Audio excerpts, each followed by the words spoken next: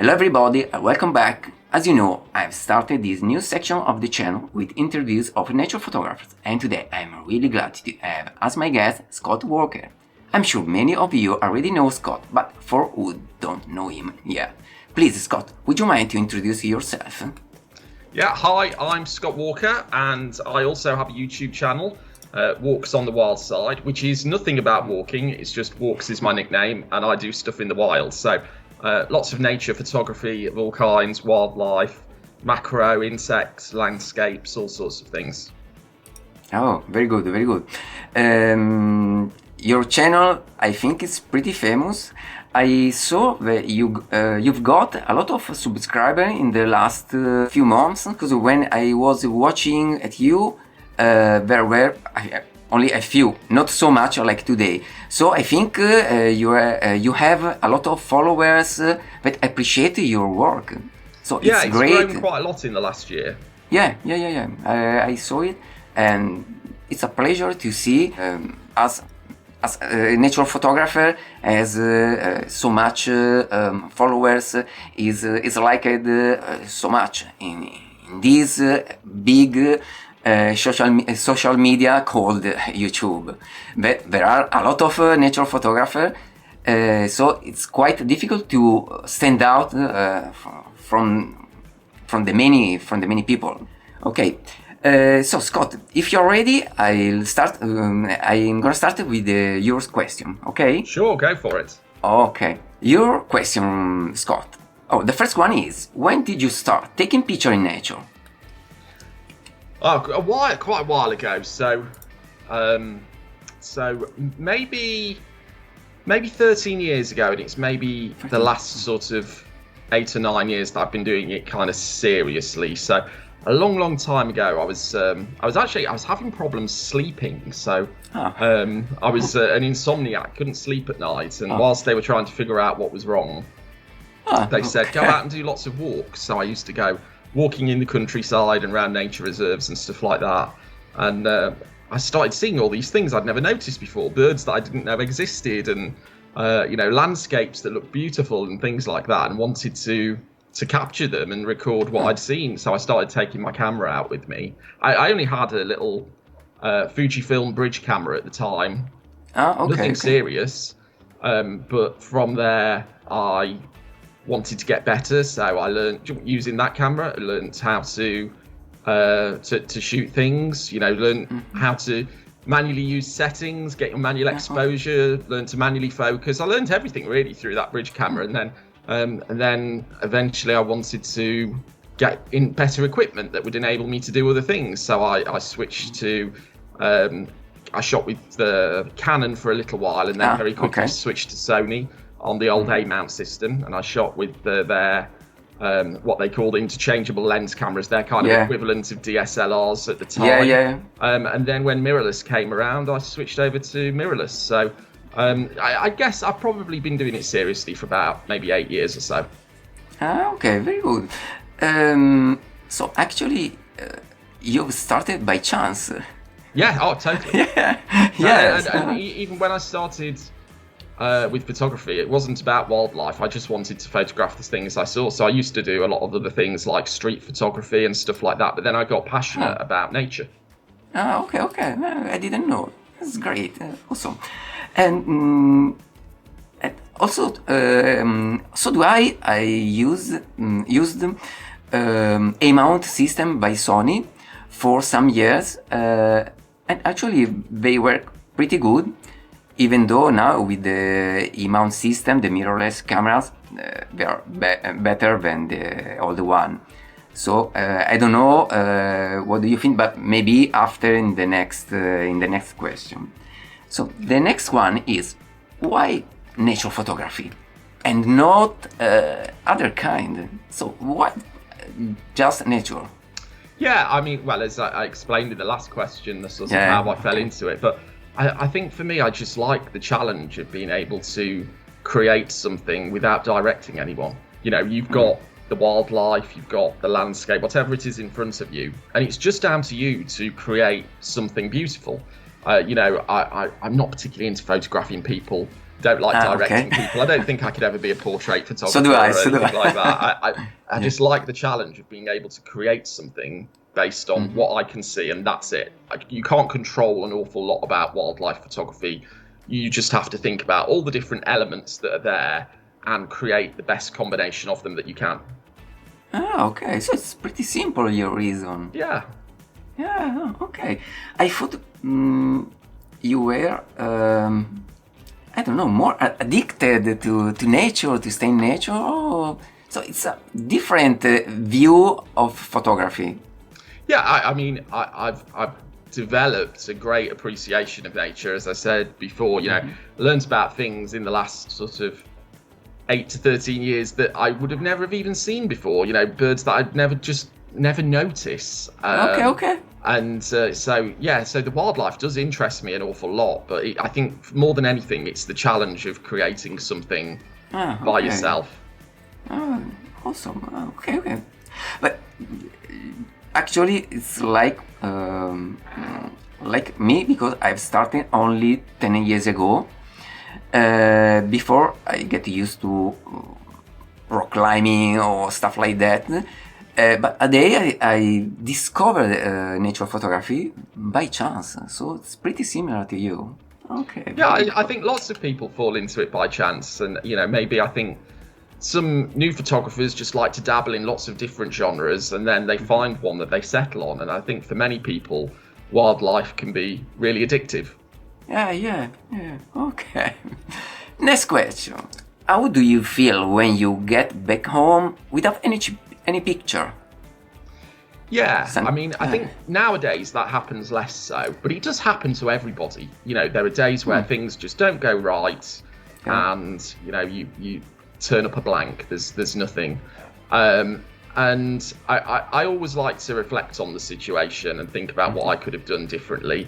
Was it that I wasn't in the right place? Was it that I turned up at the wrong time? Was it that I've not done enough research? I often do like to observe animals before I even photograph them. So if there's something that I particularly want to photograph, I'll get out, find it, and I might spend days sitting with my binoculars just observing them.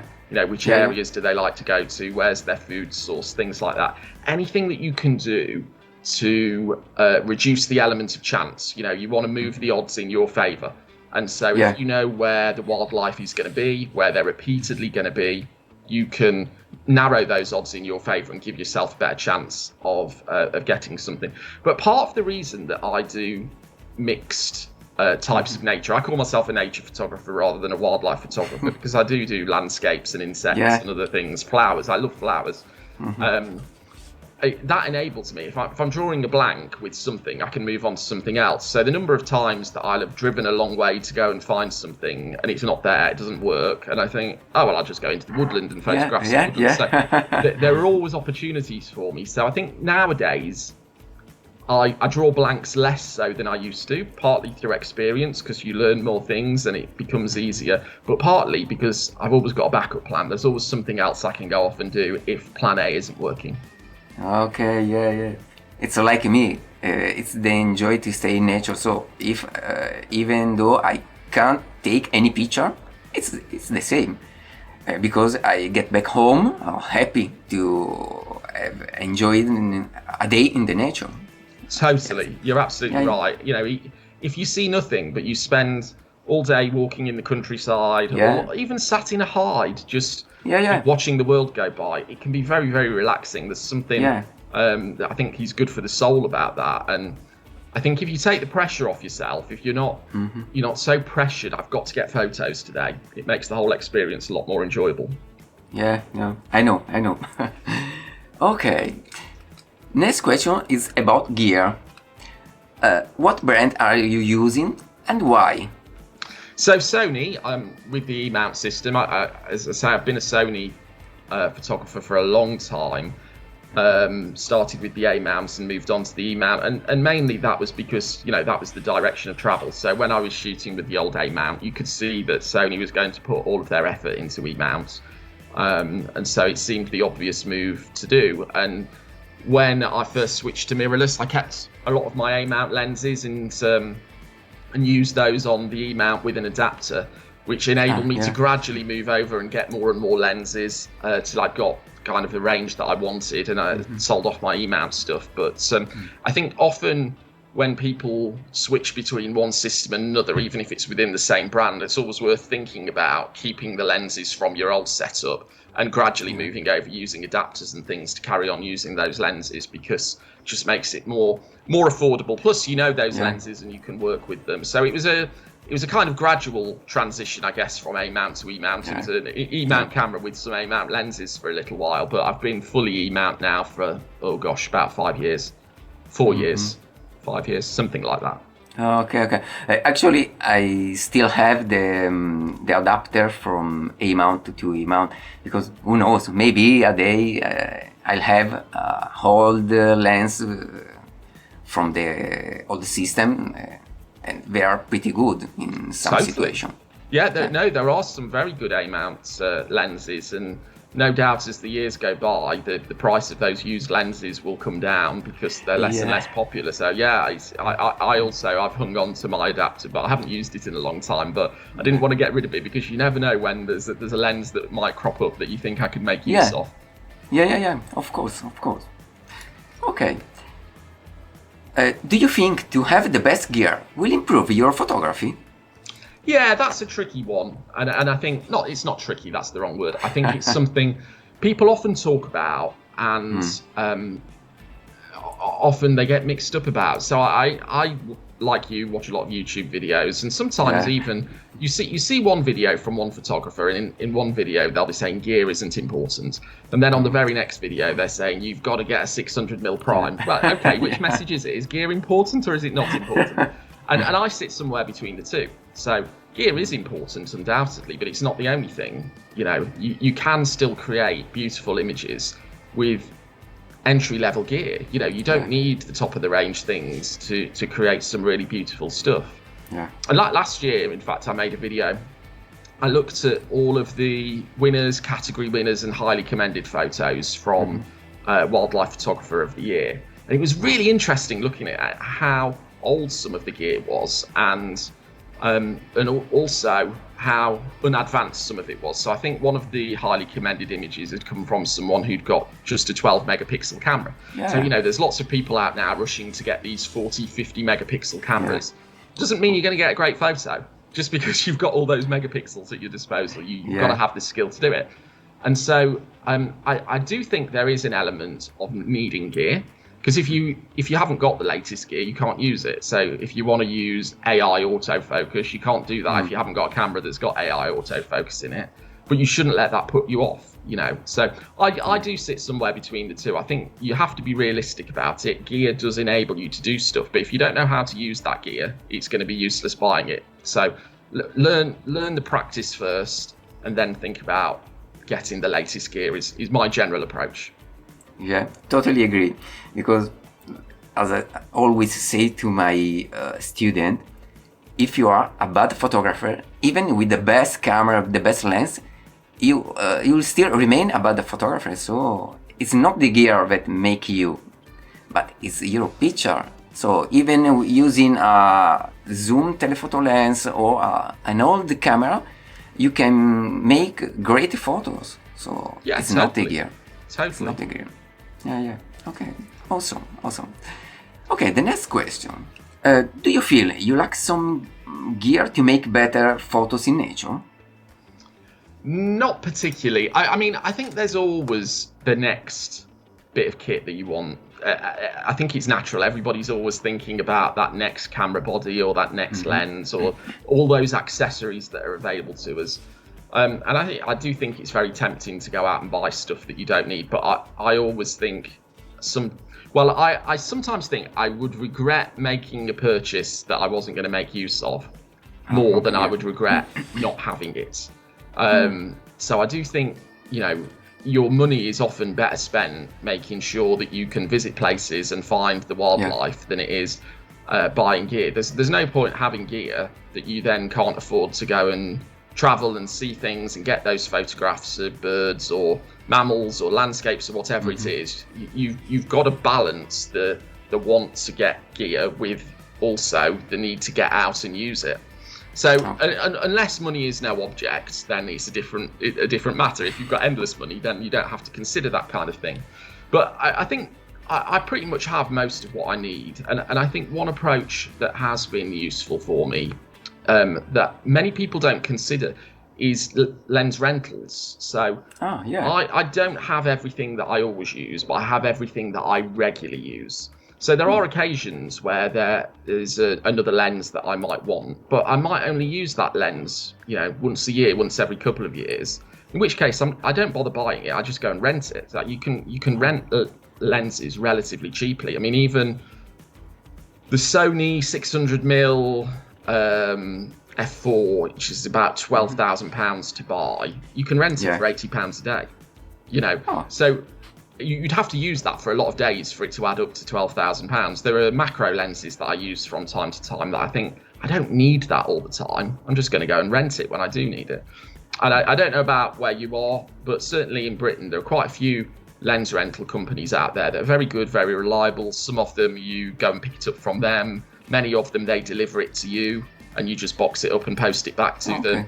So there are some really good options there. And I think not enough people consider that they think I've got to own that lens, but you don't have to. If you're only going to use it every now and again, rent it. You'll save yourself a load of money. Okay, it's a good point.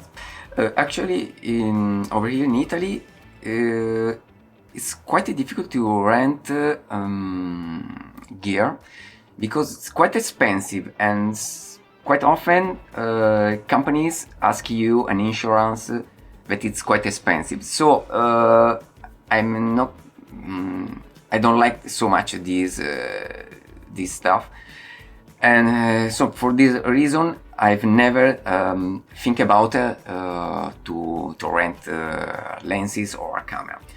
So indeed, all my gear I've bought by myself during the years.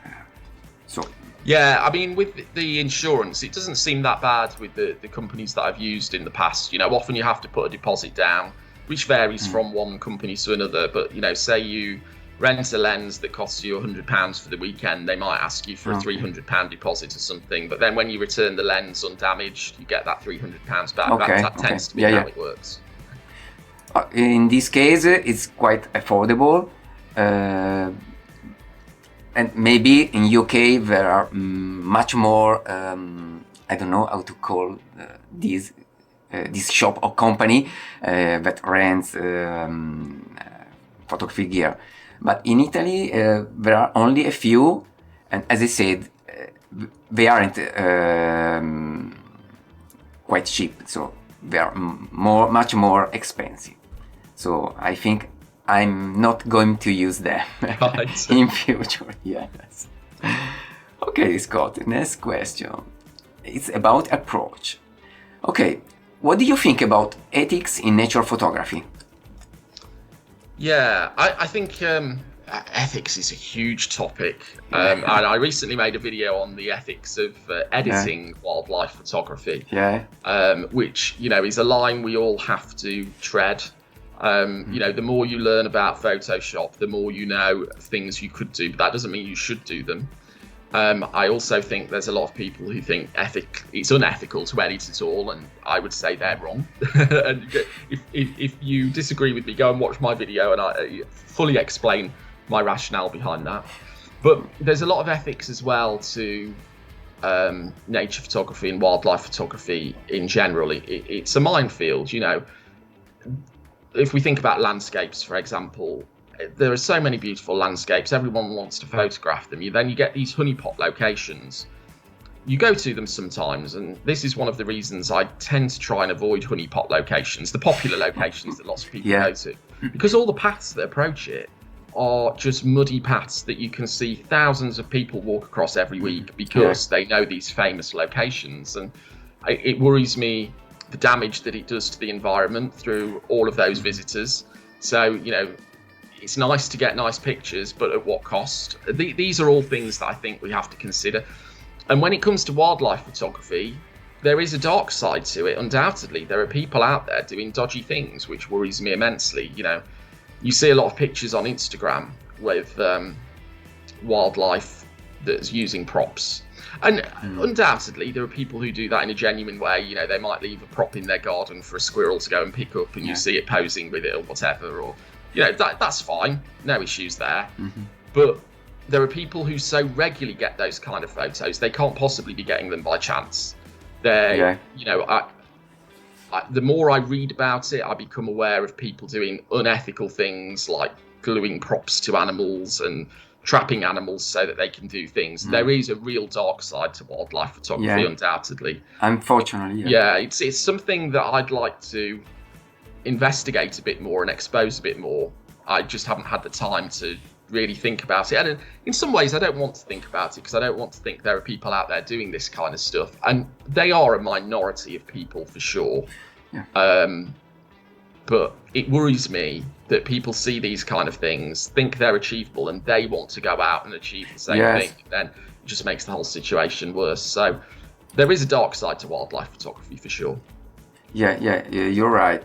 And also in Italy, there are a kind of nature photographer that use even animal alive to attract predators. So and for me it's a pity because I can't think this is nature. This is nature photography. There is no respect of the animal in this kind of photography. So I've never did a thing like that. I think I will never do it. So I totally agree. Live bait is live of bait. Those dark sides of wildlife photography, and sometimes people justify it by saying, you know, that bird of prey is going to kill something anyway. So what does it matter whether I do it? But we as humans shouldn't be in control of that. It should be for the bird of prey to find its prey. It shouldn't be that we sacrifice one animal's life for the sake of a photo. That's a big no-no. And again, that's part of the dark side of wildlife photography. I bait as little as I can, and I never use live bait. So I never want to be in a situation where I have caused an animal to become dependent upon that bait. But sometimes, you know, putting a bit of seed down on the ground or something can encourage the wildlife to go to the area you want them to photograph in. And if you're doing that for a day or two, it's not going to become dependent on it. If you're doing that for weeks and weeks and weeks, it might come dependent on it. So again, this is, you know, an ethical line that we all have to tread. And I have on occasions when I've been driving down a road and I've seen, you know, roadkill, a squirrel or something like that. I think, right, I'm going to nab that because I can take that and leave it out for my local owls or something like that. But I don't tend to use that kind of bait either in photos because one, it doesn't look good, but two, again, I don't want to make my local birds of prey dependent upon that roadkill. So, you know, it is an ethical line for us to tread. Yeah, okay. I agree because for me it's unacceptable. Even though I can understand that using, as you say, small amount of time for baiting, but just with maybe a piece of meat or some seed for small birds and stuff like that. No more. Absolutely. And just for 1-2 days in this case for me is fine, but not to use animal, a live animal. Yes, in this case. Totally. And even if you're not using live bait, use what bait you do use as little as possible because you change that animal's behavior based upon that. I can't think of a single time this year actually that I've used bait. So that's how infrequently I do it.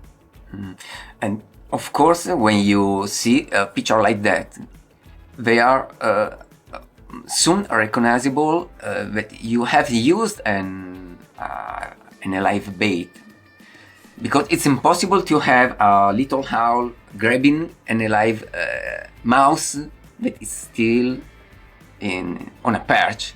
So it's a perfect, too much perfect to be real. Yeah, absolutely. And that's why nowadays, these major photography competitions that go on, they employ people who have the expertise to recognize those kind of things. Okay. Many of them do, because it's such an ethical minefield that they want to be sure that their winners haven't been created by people using live bait. And there are all sorts of other examples, not just to do with baiting. There are examples over the last few years where people have used stuffed animals and taxidermy and things like that in order to take photos, pretending that it's wildlife, when it's a stuffed animal. And so there are experts within the panels nowadays that are often looking out for things that the ordinary person wouldn't spot.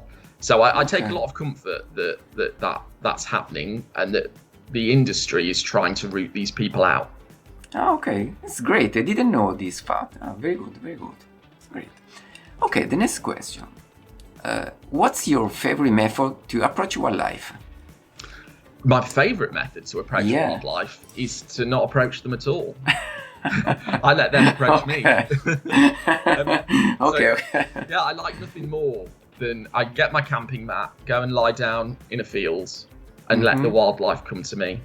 And it's my absolute favourite. Birds in particular, they're so curious.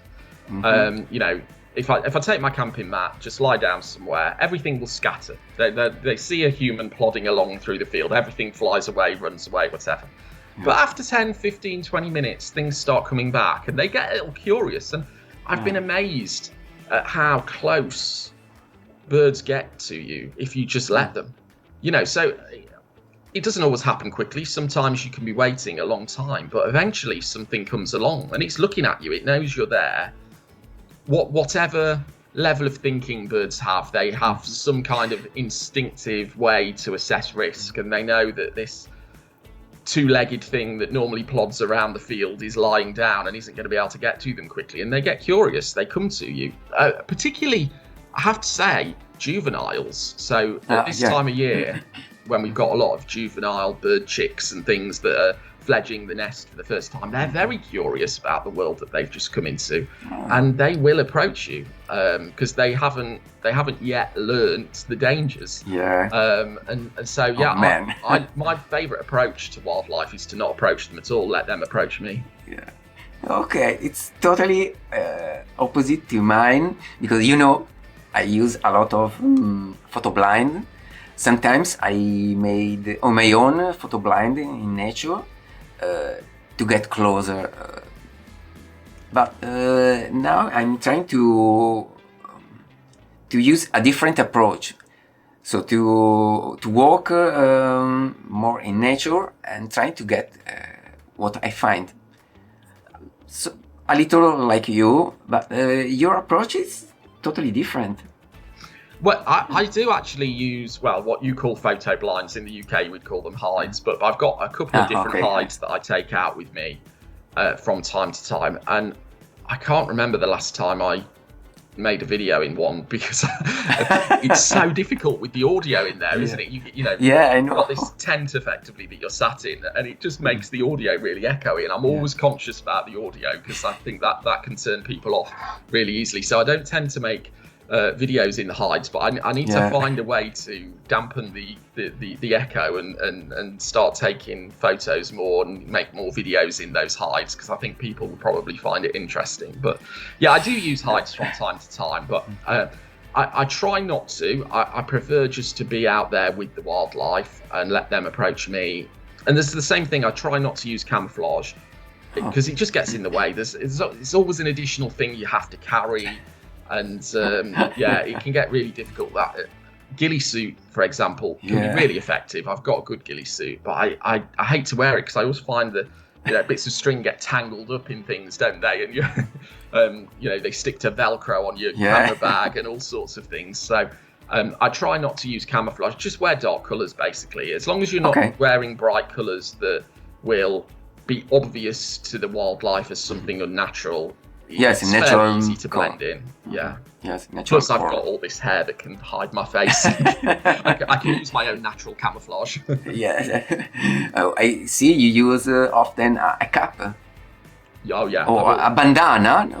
maybe a bandana. Yeah, I tend to wear a neck gaiter over my head, but that's mainly to keep my hair in check, so that I've not got hair blowing in front of my eyes. Okay, perfect. And then I have a cap. People think I look weird, but I don't care. I have a neck gaiter buff on, which keeps my hair in check, and then I have a cap because I just want to keep the light out of my eyes.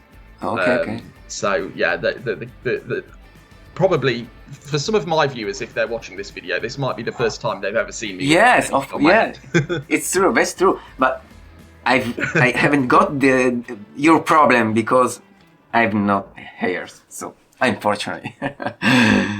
Anyway, next question. What are your favorite place where to go for taking picture in nature? Anywhere. It's amazing just how wildlife is everywhere.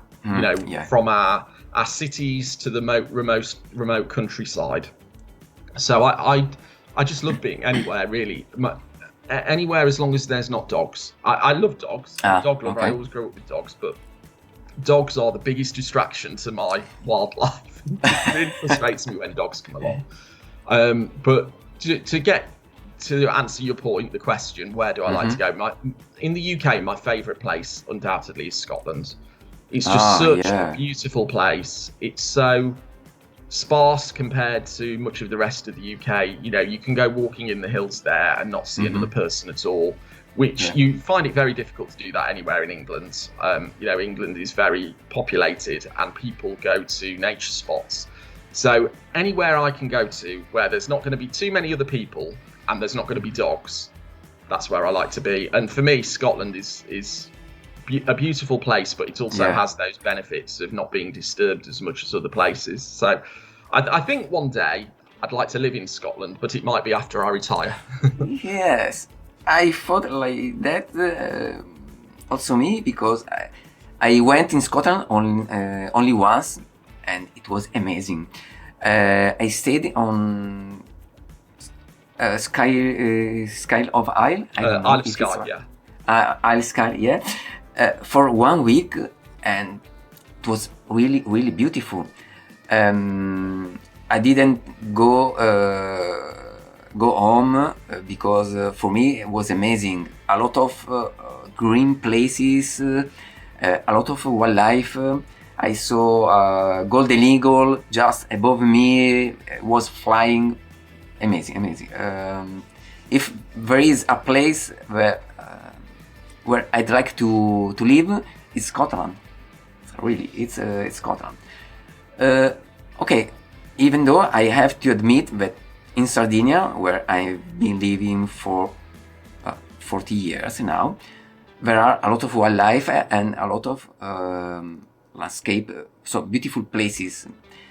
And maybe a day, if you want to come here, I'll be a guide for you for all day. So remember, if you a day you decide to visit Italy and Sardinia as well, I'll be your guide. I'd love that. And you've talked about coming over to see some of our seabird colonies. So if you ever make it over to England, I'll take you up to the East Coast and we'll go and photograph some puffins and things. But I would honestly, Giuseppe, I'd love that, because so many times I've been to mainland Europe for holidays, and I think I wish I'd got my camera with me. I'm here for pleasure, not to photograph. Although photography is a pleasure, of course, but I'm there for a vacation, if you like. And so I would like to go to mainland Europe a lot more frequently for my photography than I have. I've never been to Sardinia, but I've been to Sicily, which isn't too far from you.